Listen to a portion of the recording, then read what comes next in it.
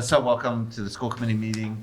I'd like to acknowledge Western Media is videotaping. Does anyone else like to videotape today? Okay.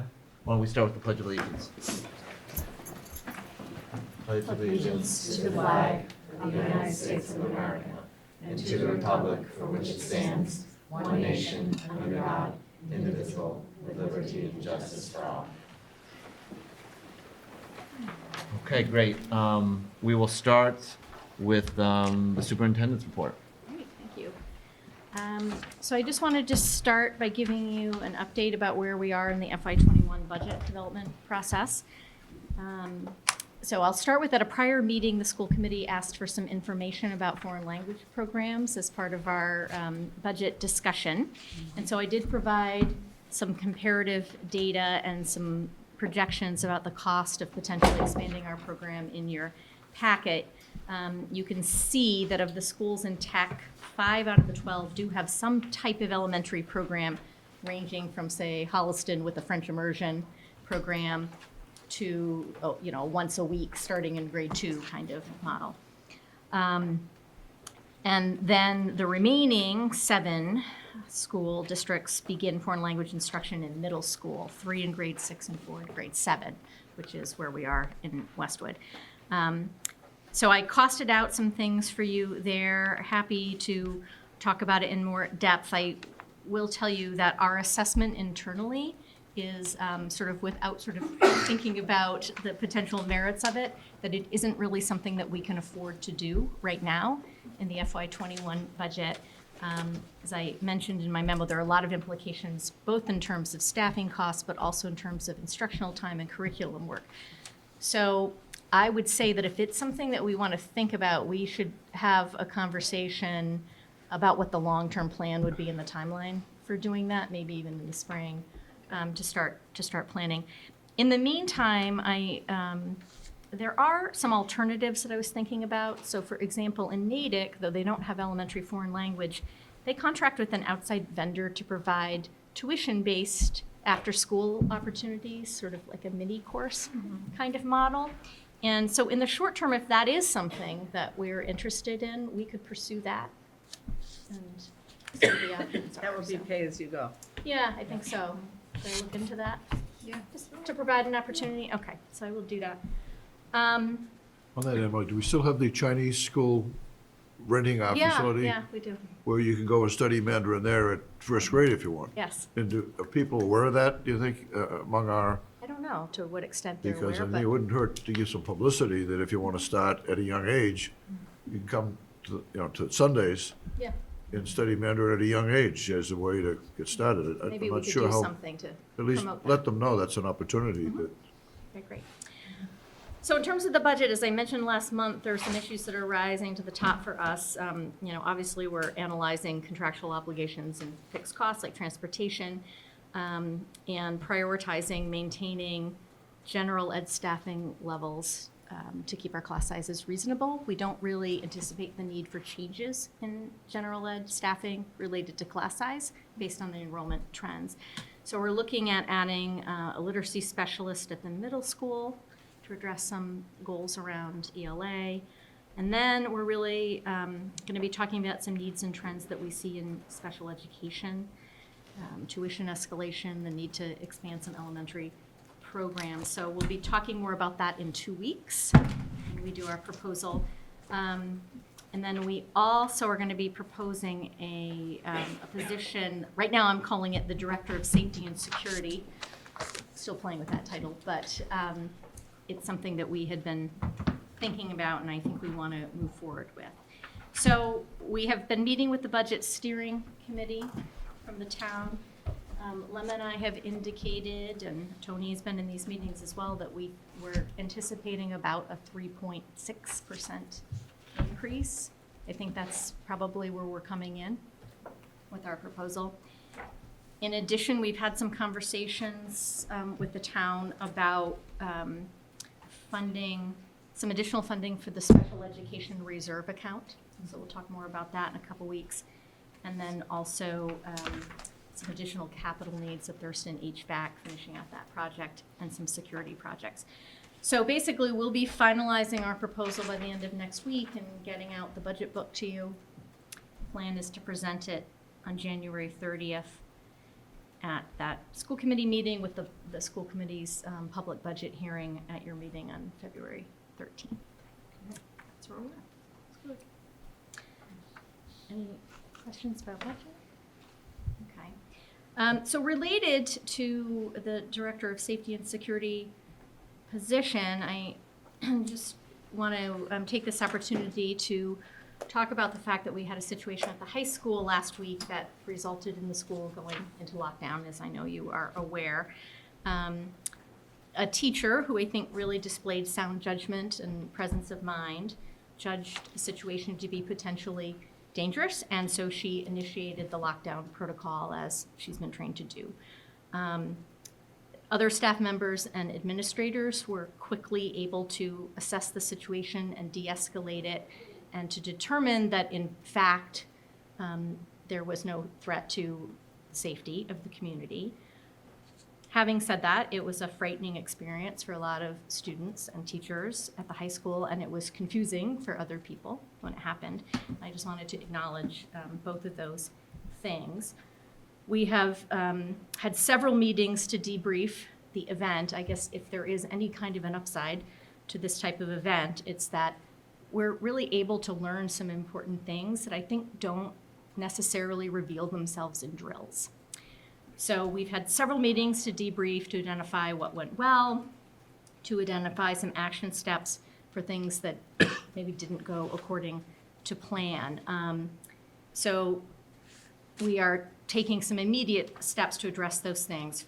For example, we received a lot of feedback that students who were that not all students heard the PA announcement, particularly students who were in public spaces like the cafeteria or the library, where there might be more people and they were in conversation when the PA came on.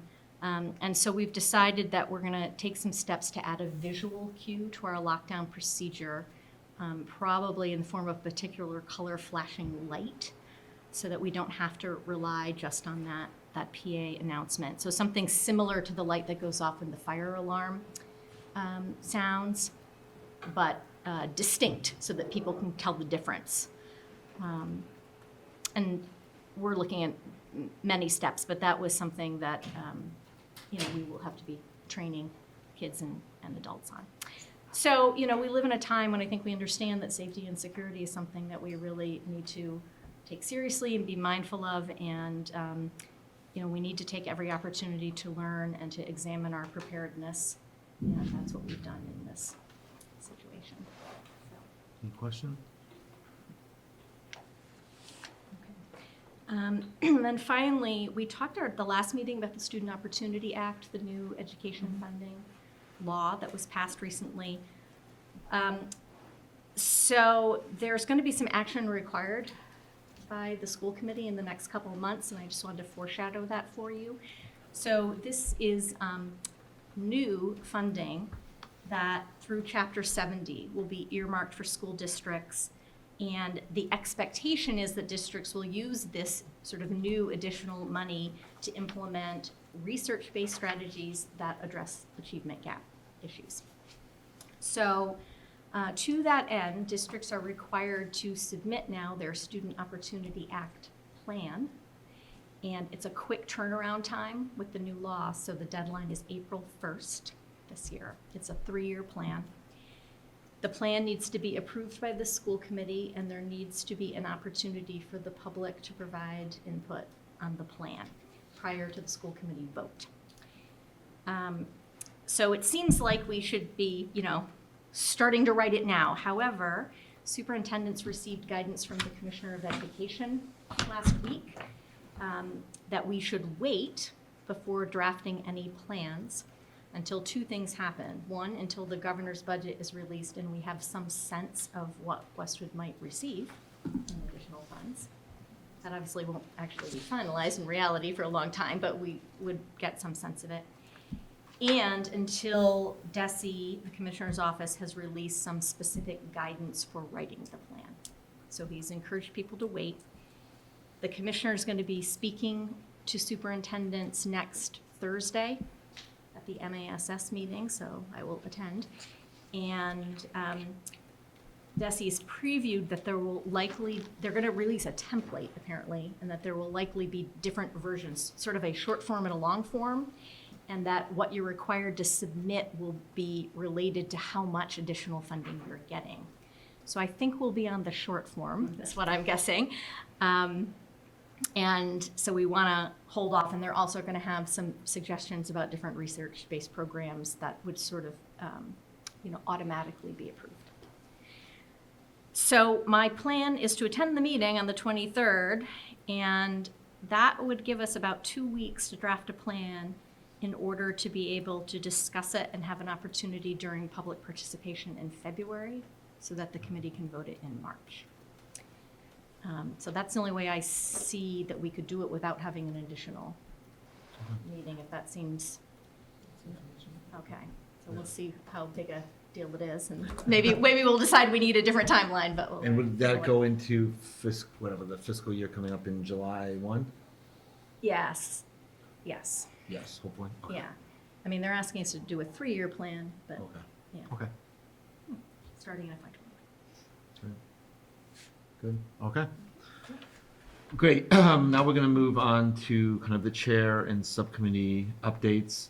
First item is the calendar for upcoming meetings. I'm not going to go in depth on that, but just a reminder, there's many upcoming meetings, but most, probably most pertinent for the community is next Thursday, the 23rd, is I think will be quite a great community forum that's going to be around starting to explore some of the actual options for the building project. So we've had a lot of conversation over the fall and winter, and I'd encourage everyone to come to the 23rd, because this is actually going to be a chance to share and as well as get input on some of the options. So we're starting to really make this come alive. So I won't go through the calendar, but I think we adjusted some things. Hopefully we're all aligned, but be prepared for a continued busy winter. We all have bumps here now, right? Bump assignment. Exactly. Good. I'm going to hand over to Maya for a couple-minute update overall on where we're at on the project in the next item. Yeah, so we are moving pretty quickly. As you recall, we had a bunch of community forums. We've also done other outreach. Emily has spoken to PTOs. I've spoken to PTOs. We went to Fox Hill Village, did a presentation there. We also did one at the Council on Aging. So we're trying to engage as many people in the community as we can and let them know about the project. In terms of where we are at the moment, as Tony mentioned, the designers have been really busy taking all of the feedback that they've gotten from the community, from the educators, from the district, from the faculty, from the staff, and translating that into different options on different sites. So they are going to be presenting to the school building committee tomorrow, I think around 15 options. And those same options will be presented to the community on January 23rd, this next Thursday, a week from today, 7 p.m. in the middle school.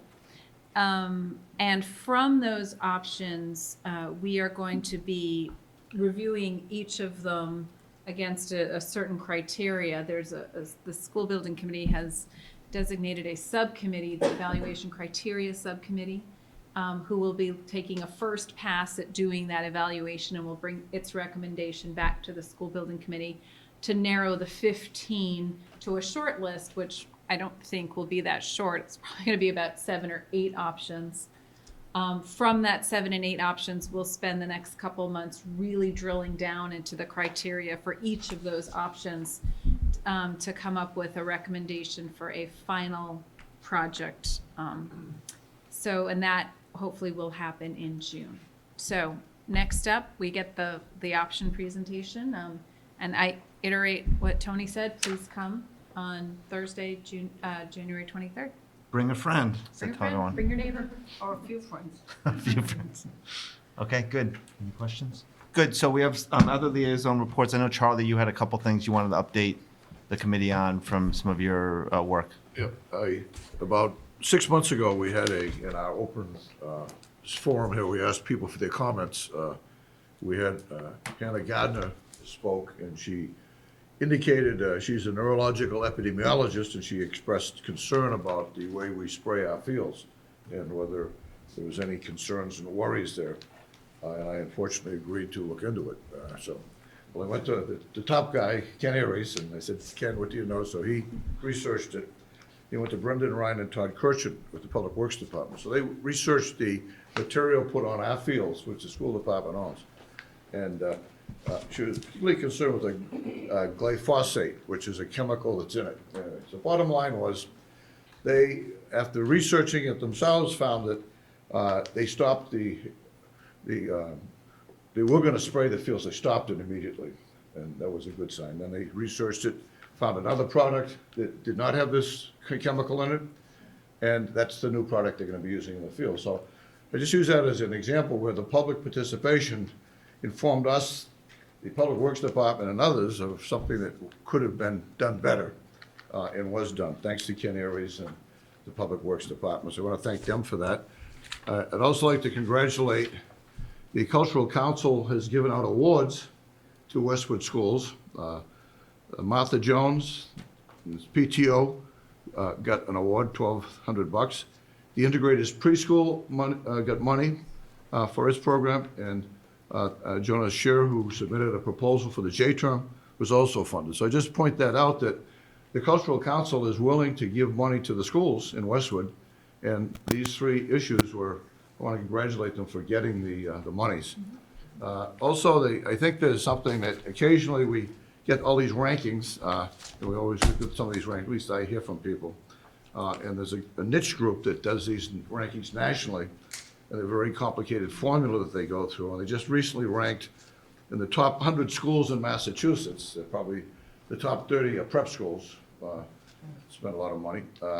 But the Westwood High School was ranked among all of the schools in Massachusetts, one of the top high schools. It was 55th of all of the schools in Massachusetts, elementary, middle school. Martha Jones was ranked 89th among the 100 schools, and the Deerfield was ranked 97th. So I think, tip a cap to them. I think our other schools are outstanding also, but somehow in this master of looking at all these data, they came up and said these reserve certain citations. I just wanted to acknowledge that and point that out, and congratulate the schools that were mentioned for given this award. Thank you. Okay, thank you, Charlie. Thanks for the updates. Any other updates? Anyone's? Okay, great. Good. So let's move on then to public participation. So public participation is an opportunity, as kind of Charlie mentioned, for members of the public to provide input or ask questions. If you please address any comments or questions to me as the chair, and please just state your name for the record. Is anyone interested in public participation today? Okay, seeing none. Great. Let's move on to discussion items, and then we hand it over to Emily for the discussion of the education plan report for the MSBA. Great, okay. So, we've been busy preparing this important document related to the building project. And so what I want to do tonight was just make sure that we all sort of have a common understanding of what the purpose of the plan is. And then I thought that I would highlight a couple of aspects of it. You all have it. It's about 60 pages, so we can't go over paragraph by paragraph. So I'm going to point out a couple of important things. And then Tony and I thought we'd just have a discussion. The goal is to get to a place where we feel confident that the school committee could take a vote to approve it at the next meeting for submission to the MSBA. So the purpose of this document, it's actually one part of a larger submission that's called the preliminary design plan. It's the part that the school committee is responsible for. And I took this from the MSBA website to talk about what it is, and it's really this idea that you need to have a good sense of your educational programming in order to effectively plan and design a new building. So the second sentence here, a comprehensive educational program will help inform school designs that are responsive to current teaching and learning practices, while providing flexibility to accommodate future changes in learning environments and educational delivery methods during the useful life of a school facility. So the challenge for us is to articulate what we're currently doing and want to continue to do, and also have this eye towards we're designing something that presumably will be there for 50 years, and is it flexible enough to adapt to change? So our job is to articulate current educational programs in Westwood in order to define the number and types of spaces needed in the school. And another part of this document that the designer is responsible for is called the space summary, where they are literally defining every square foot that will be included in any design. Our education program is what drives their understanding of what needs to be included in the building. So we need to consider the relationship between function and design. We're saying, here's what we do, and here's the kind of space that we think would best support what we're doing. And we need to think about flexibility in design. The purpose of the document is to give direction to the design team. It also is ultimately where we develop the guiding principles that will, in part, form the evaluation criteria so that we can assess which of the designs best meets the needs of our education program. And then, and I think this is important, the MSBA will use this document to determine eligibility for reimbursement for spaces that we propose that aren't automatically reimbursed in the program. So there will be a point in a couple of months where apparently I, and perhaps some others, get to go to the MSBA, and they give you 20 minutes to present, and then they ask you a million questions about it. So When is that? looking forward to that. It's sometime in the spring. I mean, I don't know I when. think after the PDP submission. Yeah, so I think maybe April, somewhere in that. Do you have any idea, so when, I'm guessing that's the point when you go and you ask for these special spaces, if you will. Do you have any idea what the success rate has been on that with other schools? And Yeah. certain spaces that we might ask for that are typically not covered and they've been successful, so we can say, We do have some sense of that when we were touring. We asked people those questions. But so I think special ed is actually a good example. So the MSBA kind of has standard things, based on enrollment. You get X number of classrooms, you get a music room, you get an art room. You don't have to make a case for those. They're kind of automatic. And they certainly are going to reimburse, I believe, for some special ed space, but because different programs are unique, they don't have kind of the standard menu. So that's a really important part of our narrative, where we have to describe what we do here in Westwood for special education and delivery and make a case for each of those spaces. And what we hear is they're very open to those arguments. They're interested in helping you get a building that's going to work. I think if you go too far off the reservation and say, we want a room designated for ballroom dancing or something, probably that would be difficult to make that case. And Even if it's in the ed plan. even if it is in the ed plan, which it right. should be. Yeah. Ballroom dancing. What about programs that are not yet in the curriculum, but that we're thinking about? You can- Like elementary. Like elementary foreign language. You'll see that I have addressed that in the plan. My sense from talking to our design team and from other superintendents is that it's harder to make a case for those. So they would like to know that you have the staff to support programs in the space, or that you're committing to that somehow operationally. So for example, we have already invested in coding. We have staff. I think we can make a very good case that we need a space for this program that's Right. maybe unique to us, but is really part of our Right. program. Sure. Yeah. So that's what it's used for. So it is an important, it's an important document for us. So the sections of the narrative, the MSBA provides a bunch of models, and we're working with our design team, who obviously has done this a lot.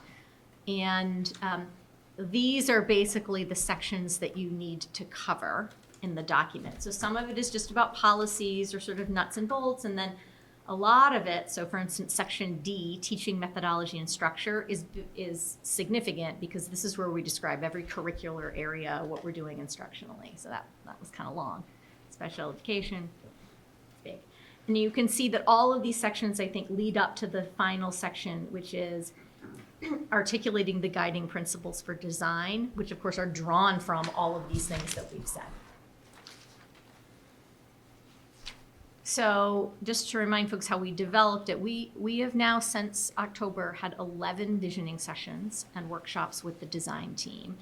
And those included that the school committee held, 4 dates, but effectively 2 different community input sessions.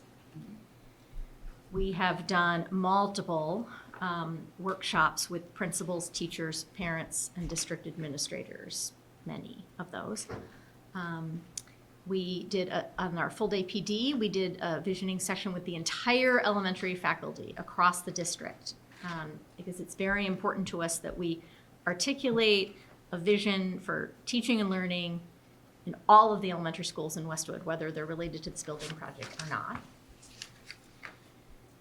We did a specific session with special education teachers, service providers, and parents that was just about special education space.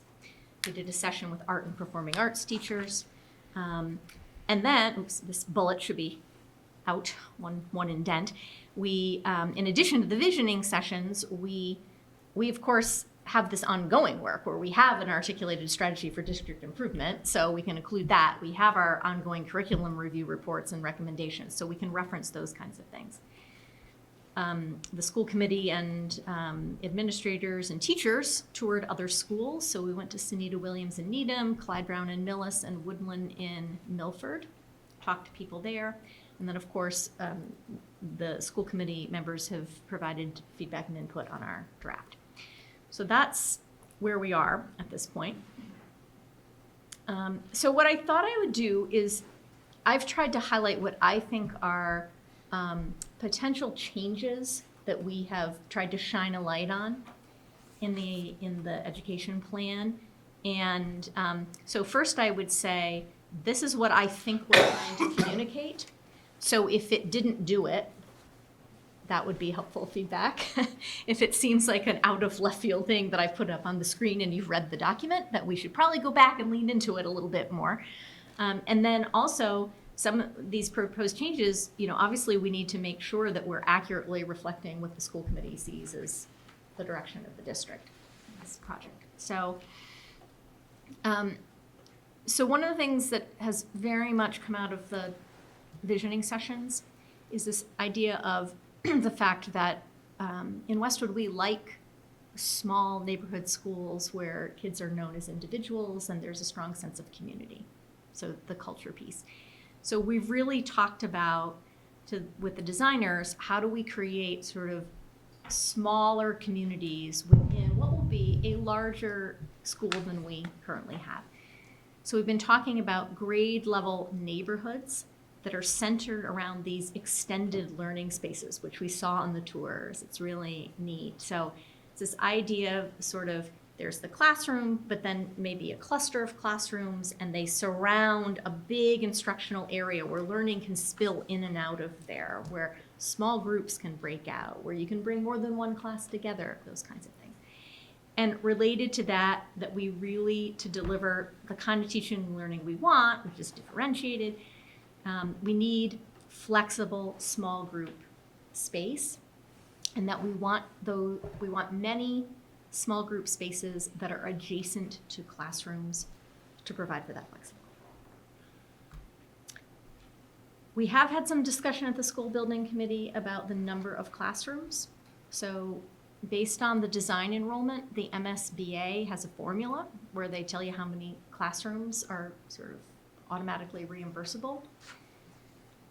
We have discussed the fact that the formula they use would use the upper end of our class size policy range.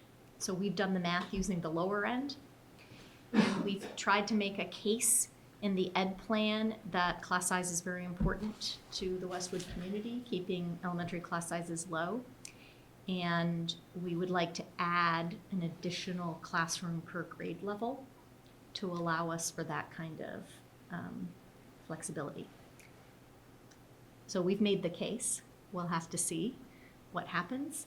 But we've referenced the the school committee policy and the fact that we did a big review of that policy 2 years ago. And we'll see how that goes. We've been talking about a reconceived library media center kind of space that functions more like a learning commons. Again, that idea of flexible space. That's related to what we're trying to do with our library program now. We certainly will continue library instruction, and then kids will check out books and all of those things. But that we're exploring maker spaces, and we want to be able to use that space more flexibly. Obviously, dedicated space for art, music, and STEAM. Oops. And so that's sort of one set. So I thought I'd pause there and see if there's anything we want to talk about. You, of course, have been part of the visioning sessions, so this should. And just to Be be familiar. clear with the number of classrooms, Yeah. you know, we can put in as many classrooms as we want. The question for the MSBA is, will they reimburse us for all of the classrooms we decide to put in, or just for the amount that follows their formula? So, you know, we're not limited in the number of classrooms, we're just we could be potentially be limited with the amount of reimbursement we would get. So what has our, what's Compass saying about other projects that they've done where they've gone in and asked for additional classrooms, such like we have? I don't think they're quite as optimistic on this one as they are on sort of getting the special ed Yeah. classrooms. But that doesn't mean we're not going to try. Yeah. Yeah. We have class size policies, and we have data about what our class sizes are in Right. reality, sort of Right. what we've supported operationally. And so I think that that is important to say, like, the community has invested in having this class size model, and see what We have the happens. staff for it. Yeah, exactly, we do. I will say on the flip side, you know, the number of classrooms that the MSBA formula reimburses for is for the maximum design enrollment. And so I do think we have to keep in mind that Oh, yeah. that number is not the number of students that would We have be now. in is not what we have now. It's not what it would be when it opened. It would be sort of with the projections when you hit the top of the curve in maybe 10 years. So I do think that's important to keep in mind. Right? Yeah. One thing that I learned was the old design was you just have square rooms. But the newer designs allow breakout spaces. So if a parent's talking to 2 or 3 kids, they have a little space, not in the hallway in a closet someplace, but the space outside the classrooms they're allowed for. And that, you know, that seems to be one of our complaints is we have meetings with parents and kids and small groups and the math group and this, Yeah. you know, in hallways, you know, where they allow for a little privacy between the classrooms. That's a whole other design that allows for a new space that we've never had before. Yeah. Yeah, and that's what we're trying to do in the ed plan is to say, you know, this is our instructional model. We're doing things in a way that is differentiated. We're using intervention blocks. We, you know, I mean, all of those kinds of things. We're using a workshop model. So it's not, we're saying this is what we're currently doing, and we would like space that facilitates that kind of teaching and learning. Yeah. Okay. So that's one set. And then sort of some other themes. In the visioning sessions, we've had a lot of conversations about the cafeteria. And that have been great. And we really would like to reconceive the cafeteria to include flexible seating options, right? So you could sit at a table for 4, or a table for 6, or a table for 8, or, you know, whatever it is. Furniture that's flexible, and then to also create some separate, visually connected, but acoustically separate dining spaces. So at the middle school, we have the annex, which is kind of a smaller space, right? In some of these other schools, we've seen even smaller dining experiences. And that came up again and again when talking with educators and parents as something that we'd like to see. And so that also gets us into adjacencies. So we've had some conversations about performance-based, you know, we won't get an auditorium, right? But some kind of platform with lighting and, you know, audio. And really, I think what it comes down to is you can have that in the cafeteria or the gym. And we think we've landed on, we would like that to be associated with the cafeteria for lots of reasons. And that therefore, if the performance space is associated with the cafeteria, that the music instructional space should be adjacent to that, to be able to use that flexibly. And then other adjacencies. So again, we're reconceiving kind of library media as this curiosity commons and kind of the hub of the school. And so ideally, things like art rooms and a STEAM room or where we're doing coding would be adjacent to those areas. So there could be some collaboration. That's another set. I feel like I need to check in to make sure we're all on board with the performance space and the CAF, because that was a big, well, it's a big conversation that we've had. And so I would make this distinction that if you have the performance space in the gym, you probably can have a larger audience size. You'd be able to fit more chairs. But we've looked at all of the performances that we do and estimated the size of the audience and imagined how many participants. And what they've told us is that the size cafeteria that we'd be looking at with these design enrollments we probably could get 400 people into the CAF. And is that what you usually have? Well, I mean, I don't know. Fewer than that now. Small class. The most that we really get is about 300, with the exception of there's a combined elementary, like a multi-school kind of band concert, and we get about 450 people for that, so we have it at the auditorium. Does the it high have school. anything, so when you're talking about performance space, see, I was thinking of it in terms of the amount of time that you're in there. Mm-hmm. So for practicing and whatever, that it makes more sense to go to the cafeteria, 'cause it seems to me you'd use the cafeteria fewer hours during the day than the gym. Yes, That's another reason. that's another consideration. Okay. Yeah. And I think it'll just be aesthetically nicer space too. It feels more performance-y. I mean, it's hard to not be in a gym when you're. Do they do all school assemblies, or that's something from the 1980s? No, we do that. Okay. We do all school assemblies. So yeah, Okay. all school shares. Okay. Yeah. Yes, okay. Did you Yeah. just say the 1980s? Well, that's when I went to school. I don't know if this is- I don't know. We do that. Yeah. So, that's the choice. And I should say that's 400 where we set up chairs, right? So when we do all schools, we don't set up the chairs for the 5-year-olds. We Yeah. have them sit on the floor. So you can fit more kids. Okay, in. I was just doing the Yeah, math. yeah. No, you can fit the kids in there. Yeah. Okay. All right, and then special education. So this is a really interesting opportunity. So we've really emphasized the need for purposefully designed space for programs like adaptive PE, occupational therapy, physical therapy. I think this is really an opportunity for us because right now, some of those services, OT in some of our schools are like in the hallways. And there's a lot of equipment associated with some of these programs. So we want purposely designed space for those programs. And so that actually is related to this larger conversation about the location of district-wide special education programs. And so the designers are asking us to think about any programs that we might want to relocate or change.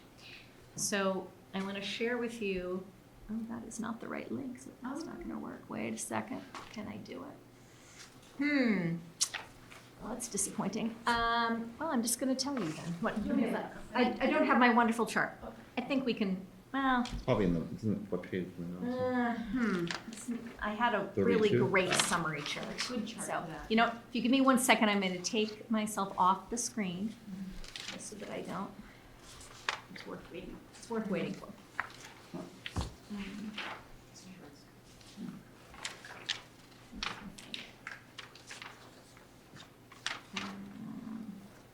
Oh, you know what? I named that's my disappointing thing. I named the wrong. I think it's in the document, right? Yeah.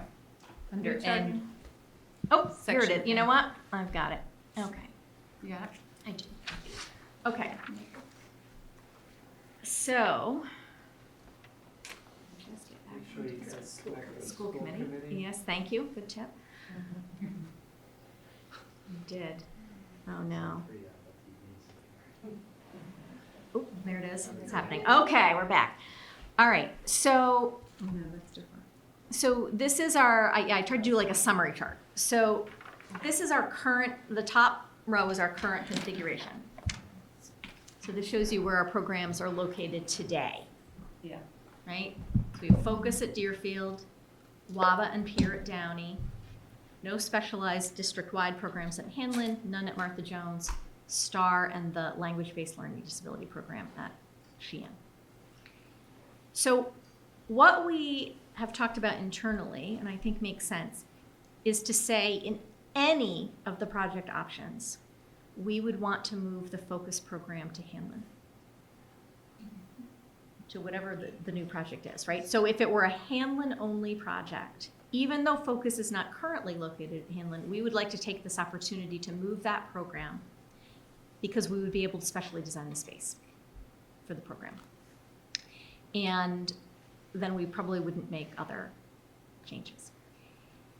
In a Hanlon-Deerfield consolidation, we would still want to move focus. And we would also propose moving the WABA program, which is currently at the Downey, to the new or renovated building, sort of on the same theory, operating principle, that there would be specially designed space there that could also be accessed by students who are in the WABA program. And then we would leave the other things as they are. In the Hanlon-Sheehan consolidation, though, we would again move focus, but then because we have STAR and the LBLD program at Sheehan, they would come with the Sheehan consolidation.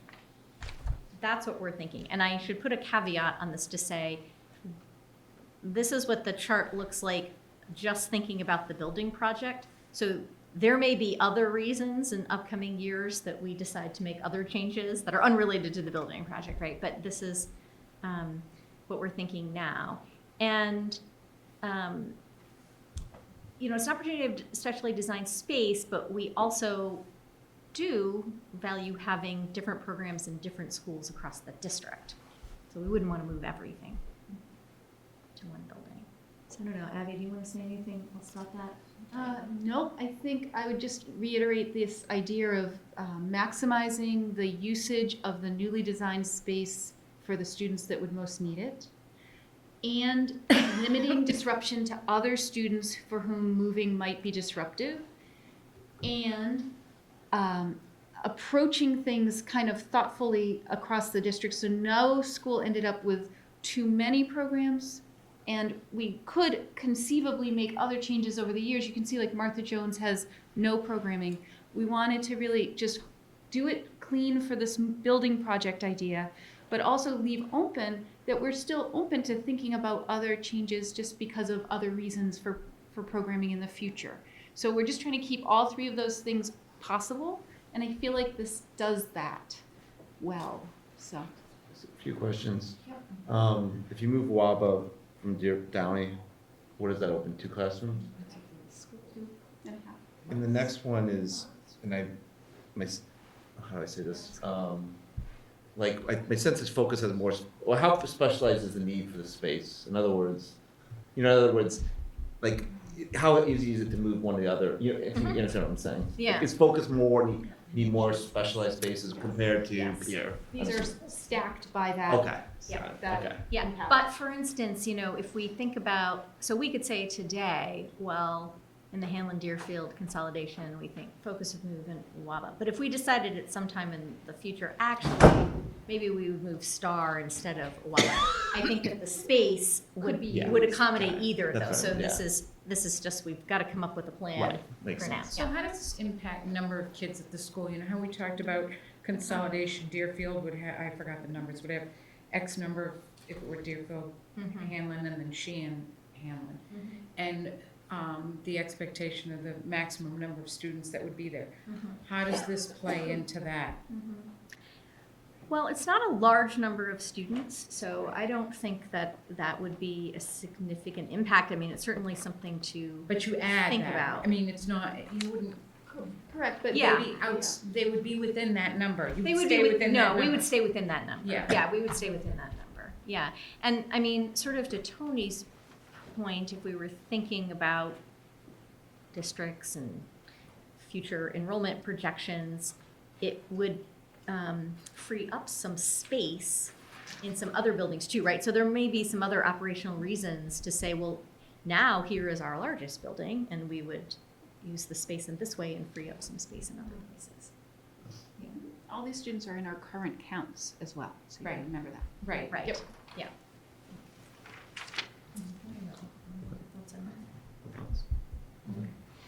It's a good chart. Thank you. Thank you. Okay. Okay, and then we have a sort of another bucket, or particularly related, but the other bucket. So we've been having a lot of conversation about the size of the gym. Would you like to talk about the size of the gym? So we, as mentioned, we really see this not just as a school project, but as a community project. And really where that comes in is the public spaces, particularly the gym. So we know that there is a need for gyms in the town, that all organizations are feeling very, and same with fields. We're having the same conversation about fields.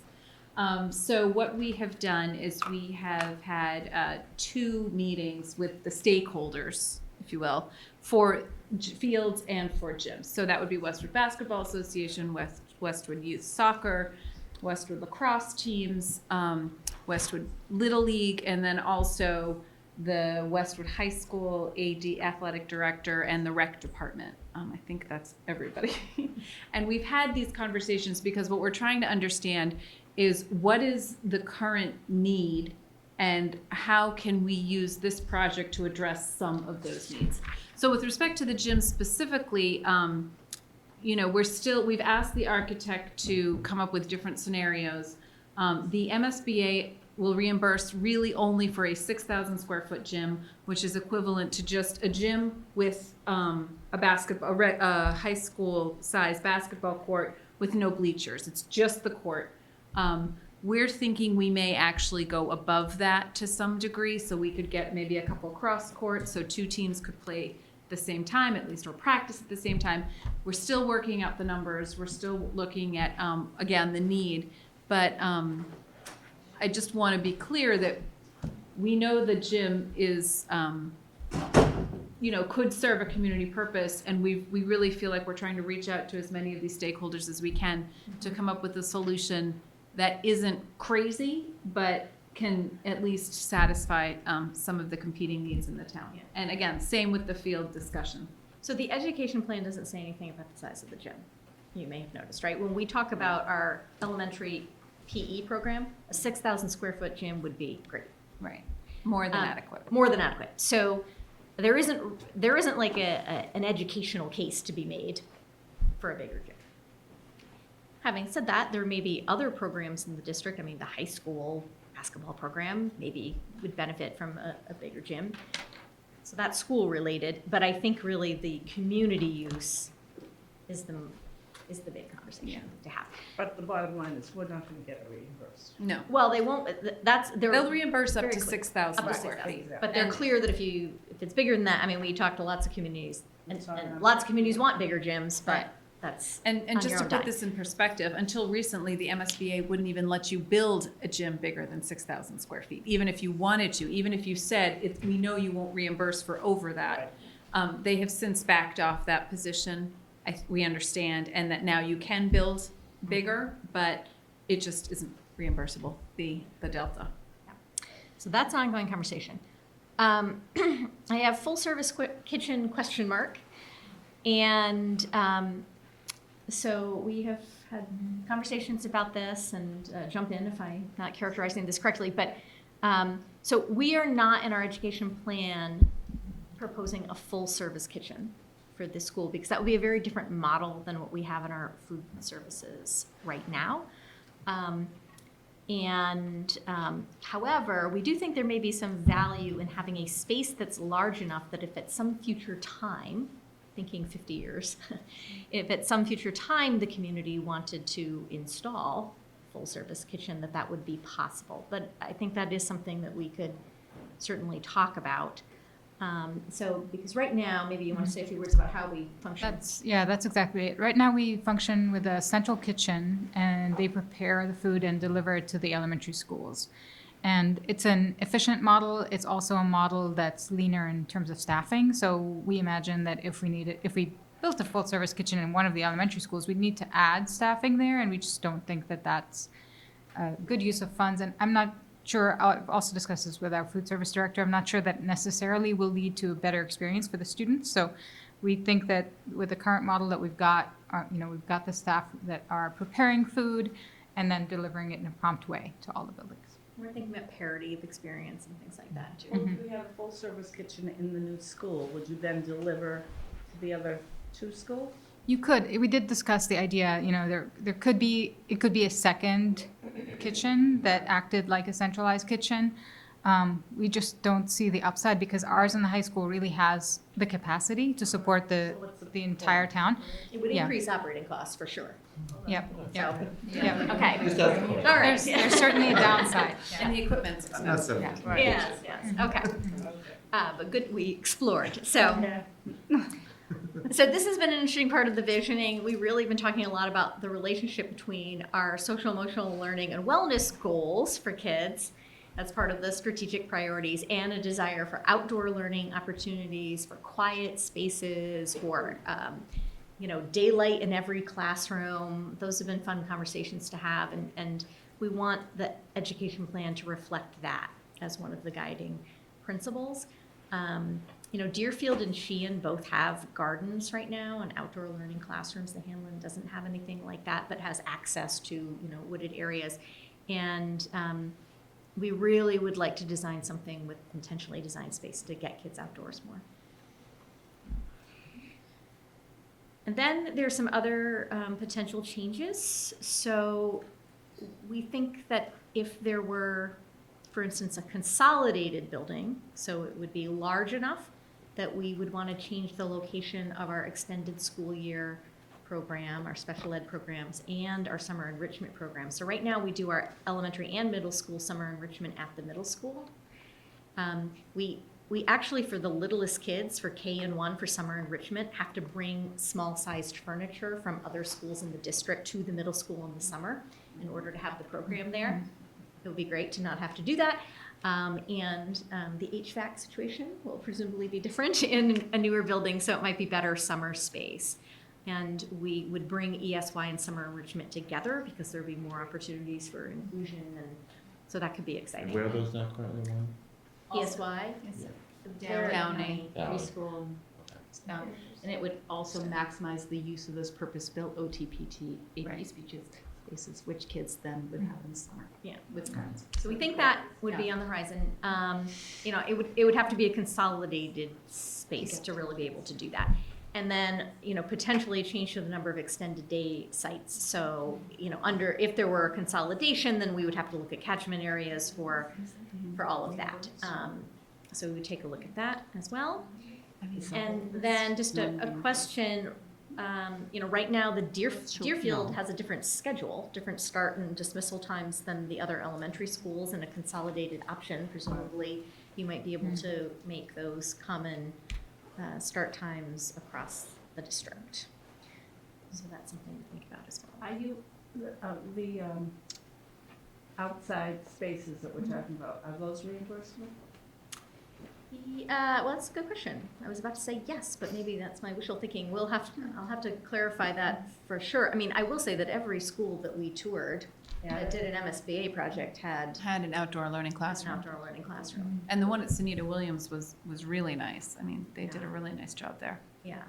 And it is, it's functionally part of the Yeah. educational program that we're using now. We just rolled out composting in the elementary schools. There's a bunch of things going on that I think make it very, a pretty good, we have a good case. Yeah, and right now our reimbursable discussion has really been limited to the square footage within the building. We Yeah. haven't gone into what they'll reimburse for the site itself, like fields and the outdoor classroom. That would be part of that discussion. So we haven't quite had that discussion yet. And then just finally, so there's a whole section in there about security features. Obviously, this is an opportunity to design a different kind of building. And then I put sustainability. So sustainability is a topic in and of itself that isn't necessarily related to the education plan. That's a different topic, but it does come up in some of our educational programs. So for instance, we have this composting initiative at all 5 elementary schools, and you'll see in that section, Allison really wrote about how it's related to our science program. So we see that as having an educational function. And so talking about what are the needs and the impact in terms of designing the cafeteria to support and outdoor spaces to support that program as well. So those As long as we are, don't have recycled material that nobody takes. yes, I know that's another topic.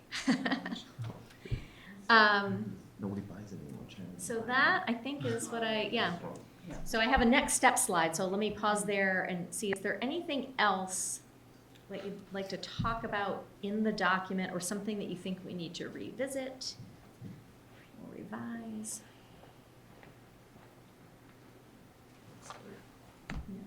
Yeah, I mean, I would just say, A lot of eyes on it. I mean, I learned a lot, so I encourage anyone in the community who wants to learn, has an hour to spend. I mean, there's a lot, I mean, I learned a lot, so. Yeah. it's a Yeah, lesson. and I think we just need to be clear, we are not rewriting curriculum Yeah, here. No, right? no. This is Yeah. really just documenting what we have in place Right. and how what we have in place will work in a new facility. Right. Information. Yes. So the next step, so between now and the next school committee meeting, which is January 30th, we will gather any other additional feedback internally and from the school committee. We have been working on this like constantly, and so we finally sort of locked it down. And the principals are going to be giving it one more read, and we'll give it one more read. We also have sent it to Doran Whittier, to the educational planners at Doran Whittier, to get their feedback. And I think that's important because this is a group that's done this process a lot with MSBA, and we want to make sure that we are clearly articulating our needs in a way that will work with this process. So they're going to look at that. We thought we would post the draft for public review on our website with the school committee materials tomorrow, Great. so that if anyone wants to reach out to me or to a member of the school committee, we would welcome that. And before the January 30th meeting, we've got to finalize our understanding of the guiding principles, which is basically the end of the document. So I would just direct you to that. And I want to talk to Doran Whittier a little bit about that. But by January 30th, we want to feel good about those guiding principles. The plan would be to take a vote to approve the educational program for submission to the MSBA on the 30th, and that will keep us on track with our timeline of submissions. So 2 questions. How would you like input from the school committee?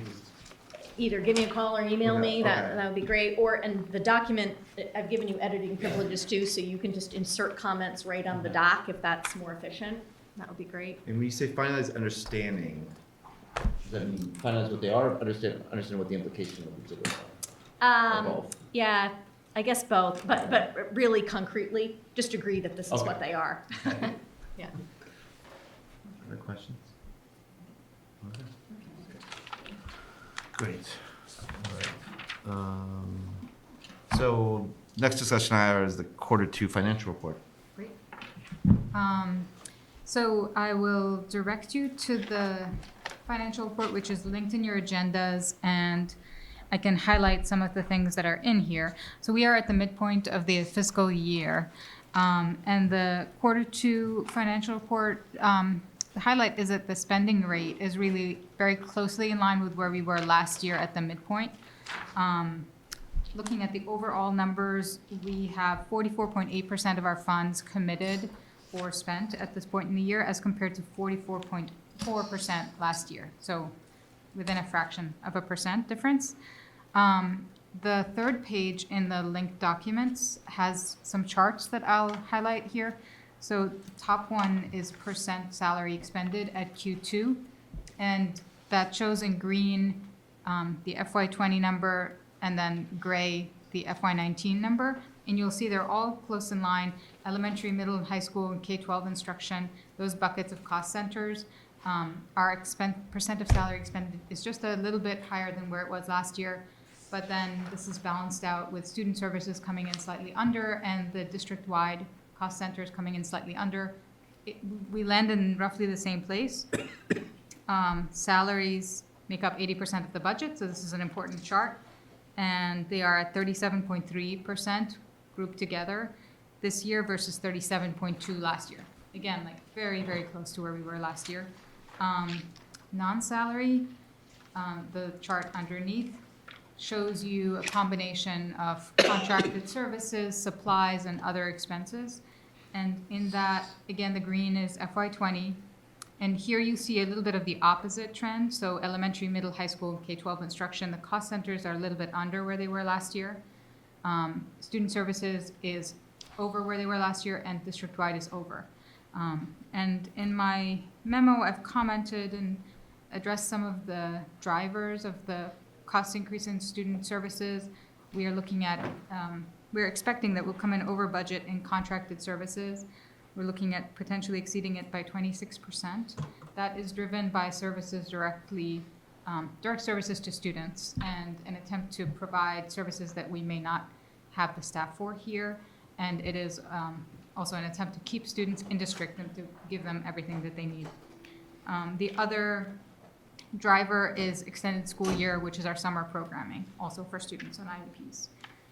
Those are key drivers for student services. In the district-wide group of cost centers, the explanation for the increase is primarily a policy change. We are encumbering funds more aggressively to reflect what we know is committed for the year. So as a case study, transportation, we've really reserved and encumbered the funds that we expect to pay to our bus vendor for the year. So we've looked at that, and that explains part of the difference. And this is a district-wide policy change. Really, I've been asking all cost centers to reflect their POs and to actually book the funds so that we know what we'll be spending by the end of the year. So as soon as we have the information, we put the PO on the budget. I think that's it. If there are no other questions, Any questions? that's where we are. Thank you. Okay. While we move on to action items, I think we've got 12 votes to take.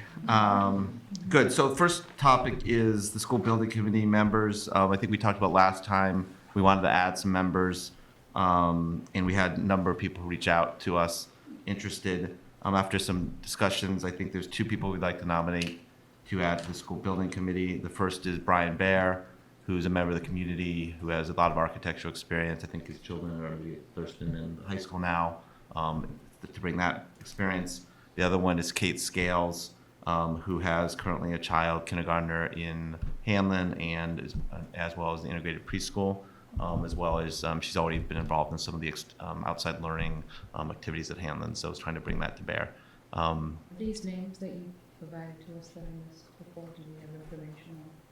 Or how did this work? How did the process? Oh, we mentioned at the last school committee if people were interested. Oh, I know And- that we mentioned that people were interested, but how, and then we had a process after that. I think we talked. Pretty there was- informal. Yeah. Said if you're interested, contact us. How many people did you have? We had about 5 people reach out.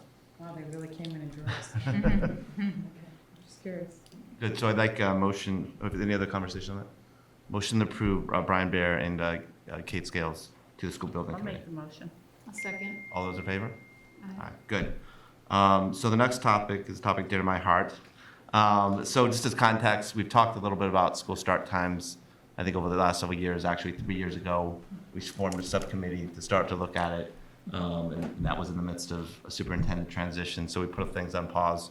But I think now we've had some conversations, actually one of the district goals is to actually start looking again at this. We decided to wait until, the second half of this year, given a lot of the activity that's been going on. So on the start times, I thought Giuseppe and I were part of it 3 years ago, so I asked Giuseppe to be part of this subcommittee with me as well. Great. And so there'll be more to come. We haven't met. We don't know who's going to be the members. But this is really just to authorize. We think we'll do some work here. This will be obviously a multi-year, a lot of work project. But we're kind of going to restart it here late in this second half of this academic year. Okay. So do I have a motion? Do I have a vote? Do I have a motion to authorize the school start time subcommittee? I'll make a motion. A second. Second. All those in favor? Aye. Unanimous. All right. The vote to approve policies. This is the physical exam and public health screening of students. So this is the third reading of the policy. After the second read, there were no further changes suggested, so I'm just bringing it back for your vote tonight. Are there any questions? I know we had some conversation on this last meeting, 2 meetings ago. Make a motion to approve the policy. Second. Second. All those in favor? Aye. Unanimous. All right, so we have 3 gifts to accept. The first is well, you want to talk about all 3 gifts, and then we can just vote on them. Yes, so we received a contribution of $150 from Looters Environmental Incorporated. They've done this at least last year, I recall, I think several years running. And their letter just said that in appreciation of the many clients that they service in Westwood, they are making the donation to the school department for our use any way we see fit. So we certainly appreciate that they're thinking of us. We also have a donation from Needham Bank for $1,500 geared towards the support of our METCO program. Needham Bank has done this for several years. We very much appreciate that support as well. And then we have a donation of $15,000 from Meditech. Again, they've been very generous to the Westwood Public Schools over the years, making this donation to us, and it's to be used at the discretion of the district for the advancement of technology and technology instruction. Okay, great. So first, can I have a motion to accept the gift of $150 from Looters Environmental? I'll make a motion. A second? Second. All those in favor? Unanimous. Next is a motion to accept the $1,500 from Needham Bank for the METCO program. I'll make the motion. Second. Any discussion? All those in favor? Unanimous. The next final one is a gift of $15,000 from Meditech. Do I have a motion to accept? Second. All those in favor? All right, unanimous. Normally, we send thank you gifts. We do, we send letters to them, yes. Okay, the next one's a Yeah, so grant. those were gifts. Okay. This is a grant. Okay. So Westwood High School has given a grant from ExxonMobil for $500 via their Education Alliance program. And Mr. Bevan is suggesting that we should accept it and use it for the student fund. Okay, great. Do I have a motion to accept the $500 grant from the ExxonMobil Education Alliance? So moved. Second. All discussion, all those in favor? Unanimous, 5. Next, vote to reauthorize the Boeing intervention plan. Yes, so I'll ask Abby to talk about, we talked about it last month, but Yep. So we've had that plan open for public comment now for 2 cycles. We've received public comment and made actually some change to the document that's around clarity of wording. And also we've gotten kind of philosophical feedback, and we've had conversations at Administrative Council about that that really go to communication and follow through with parents so they know what to expect. And that, while it doesn't fall necessarily under exactly the perimeters of this document, is the enactment of that document, and that's really important feedback. So technical stuff is important, but so is the feedback. The document at this time is ready to go. It is something that we reference a lot, so we'd like to have it in force for tonight so that people can start referring to the updated document. And we're always open to feedback, even once you vote, so it's okay to have it be official. Great, thank you. Debbie, just have a quick, how do we educate the kids to what the document's about, you know? Do we do it, you know, in the 2nd grade, or at some point, do we Yep. you know? And, you know, as they get more sophisticated, cyber, you know, how do we communicate to the kids themselves? So I would say this document is primarily an adult-oriented document. However, the content about anti-bullying is part of the curriculum in a number of different places, all the way through the grades, and, you know, shows up in health and wellness, shows up in social support, you know, social emotional support opportunities, shows up in counseling, shows up in guidance. So I would say the students hear about things in probably 3, 4, 5 locations. This is the kind of paper version of all of those pieces. Excuse me. Can I have a motion to reauthorize the Boeing intervention I'll plan? make that motion. Do I have a second? Second. Any discussion? All those in favor? Unanimous. All right. The next one is, I'm not going to pronounce this, but the vote to approve the out-of-state trip. yeah, Mount Tecumseh. So yes. this is an interesting one. So this is actually a group of students who 2 years ago participated in the J-Term Summit New England Peaks course, approached the teachers who taught that course to see if they would be willing to take them on another hike this March. The hike would be open to any students who either 2 years ago or last year completed the J-term course, and they would like a winter hiking experience for some reason. So they are proposing it's a day trip, but it is out of state because they would be hiking Mount Tecumseh in Waterville Valley, New Hampshire. And they actually wrote up the proposal here, and you can see that they they've tried to preemptively address any potential safety concerns. They've chosen this because apparently it's a good starter winter hike. It's in a place where there are paid professionals who are there to deal with first aid should that become necessary. But the teachers, to their credit, are game to do it. Excellent. Is there a limit to how many can go? I think that they did. Did they have a limit here? I don't know. I mean, they don't have, well, they certainly would be limited by the number of kids who have taken the course. So I would think that's probably like 30 Driving in up in total. private cars? Yeah, exactly. So the transportation, they would do the appropriate paperwork for school committee policy to drive in private vehicles to get themselves there. So the chaperones would be meeting them at the hike Maybe we location. could have them come in some night to tell us about Yeah, this J-term experience that causes them to want to redo it. yeah. You know where anyone going? Yeah, actually, a couple of my friends they were talking about having another experience because they really liked their J-term experience, and after school it ended. Great. Excellent. Good. All right, do I have a motion to approve the out-of-state trip? I'll make the motion. Second. Any discussion? All those in favor? Aye, unanimous. All right, now we're down to the minutes. The first one is the approval of the minutes from December 9th, 2019 school committee. Do I have a motion to approve those minutes? Sure. Second? Second. Any discussion?